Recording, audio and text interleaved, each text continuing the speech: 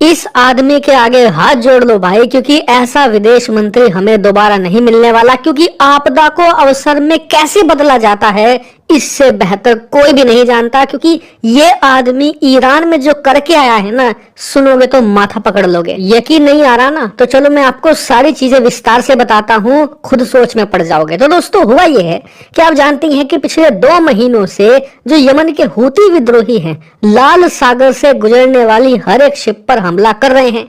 इससे सब अफेक्टेड हैं। इतना ही नहीं, पिछले 1 महीने में तो अब लाल सागर से हटकर जो अरेबियन सागर है पूरा, वहां पर भी शिप्स पर हमले शुरू हो चुके हैं, जिसमें से कई भारतीय शिप थी जो कच्चा तेल लेकर भारत आ रही थी, उन पर भी हमले हुए हैं। एक बार आप मैप में देख लो, ये रहा लाल सागर जो कि यूरोप से जोड़ता है पूरे अरेबियन सी को, और ये रहा अरेबियन सागर जिसे हिंदी में हम अरब सागर कहते हैं। भारत का जितना भी माल एक्सपोर्ट किया जाता है यूरोप के अंदर, अरब देशों के अंदर, वो सब यहीं से होता है। या हम दूसरे देशों से जो सामान खरीदते भी हैं, यूरोप से जो सामान आता है हमारा, अरब देशों से आता है, अफ्रीकी देशों से आता है, सब अरेबियन सी के थ्रू ही होकर आता है।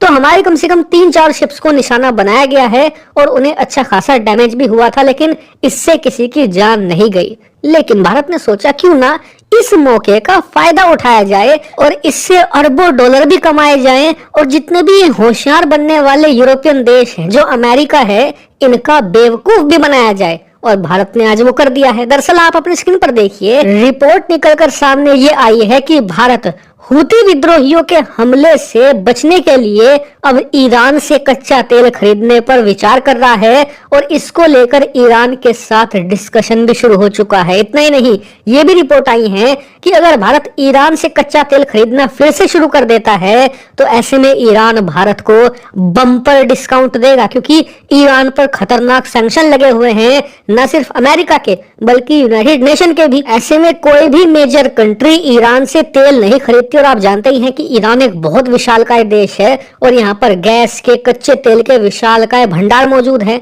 और इस समय इनकी फाइनेंशियल हालत हद से ज्यादा खराब है। ऐसे में ये इस कच्चे तेल के होते हुए भी बहुत ही ज्यादा बुरी स्थिति में है। ऐसे में भारत अगर इनसे कच्चा तेल खरीदता है तो इनकी भी अरबों डॉलर की कमाई होगी। इसीलिए भारत को बढ़िया बढ़िया ऑफर देकर अट्रैक्ट कर रहे हैं। और भारत ने बहाना क्या बनाया है कि जी हूती विद्रोही अरब सागर में हमारे तेल के टैंकरों पर हमला कर रहे हैं, इसीलिए हूती विद्रोहियों से बचने के लिए मजबूरी में हमें ईरान से कच्चा तेल अब खरीदना पड़ेगा। और ऐसा करके हमने अमेरिका और पश्चिमी देशों ने ईरान के ऊपर जो प्रतिबंधों का सांप बिठाया था, उसे सांप को भी मार दिया और हमारी लाठी भी नहीं टूटी। तो आप कहोगे कि ये कैसे? दरअसल अगर हम ईरान से प्रतिबंधों को तोड़कर कच्चा तेल खरीदते हैं डिस्काउंट पर, तो पश्चिमी देश हमें क्या कहेंगे कि यार तुम ईरान से कच्चा तेल खरीद रहे हो, वो भी प्रतिबंधों को तोड़कर, ऐसा मत कहो। तो भारत साफ कहेगा कि भाई हम तो मजबूरी में खरीद रहे हैं ईरान से कच्चा तेल, क्योंकि दुनिया के किसी और देश से खरीदते हैं